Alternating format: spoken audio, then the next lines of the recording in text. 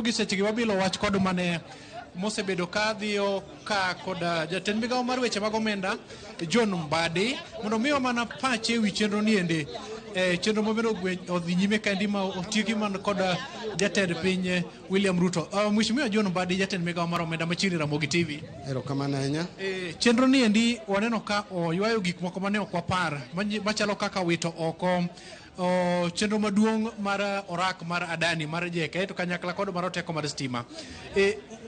Motimore kinde ma jo Kenya ne ok par. Inyalo wacho wach mane? Mokwongo nadwa chako kawacho ni ing'e ni weche miluongo ni PPP aparo ka sani kaka ong'ere en gima ok wanyal ringo nyaka to watime nikech nitiere dongruok madongo moko e Kenya kama sani koro waonge gomwom ma wanyalo timo gigo. To kata kwatimo mano nyaka wang'e ni gik mwatimo oluwore gi chike kendo gik mwatimo onge weche mag mibadhi kendo gik mwatimo kata jok ma warwako mondo los gigi mondo ger gigi gin jok moko ma onge gi mibadhi maluorogi to bende gitimo gik ma gitimo e yo madhi konyo jo Kenya. Kuom mano ka watimo gimiluongo ni procurement kata ka watimo orak wadwa chiwo orak nyaka waluw chike te kendo nyaka wang'e ni onge mibadhi.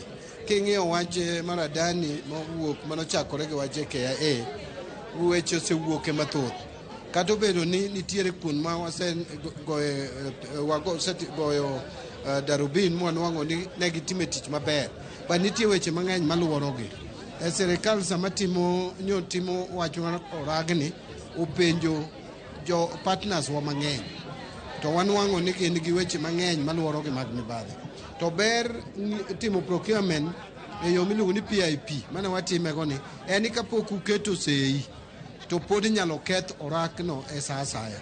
Omiyo onge chik moro amora ma wakadho en ni pod chik noyienwa mondo wanon kata watim gimiluongo gi dho ngere ni due diligence. And that mane ma sirikal otimo ma sirikal onwang'o ni koro onego bed ni wachungo wachni nikech weche mang'eny luoro contract investor miluongo ni Adani. Mheshimiwa, paro ni nitiere omenda moro kata fai moro minyalo go nikech owito oko kit orak ma dwa kete kono ni? No, onge fai moro amora, mano en gima aseng'iyo nikech ing'eyo ni nitiere yo mane wadwa engage go Adani ni iluonge ni PIP, privately initiated proposal.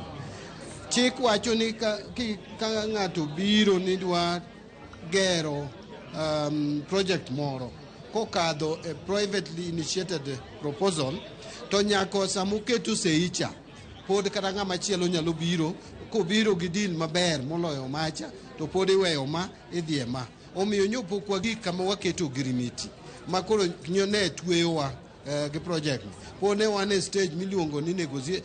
Actually ne pod wan e stage miluongo ni due diligence. Koro kane wasudo wadhi e negotiation ne pok wagik kata negotiation. Koro onge gimoro amora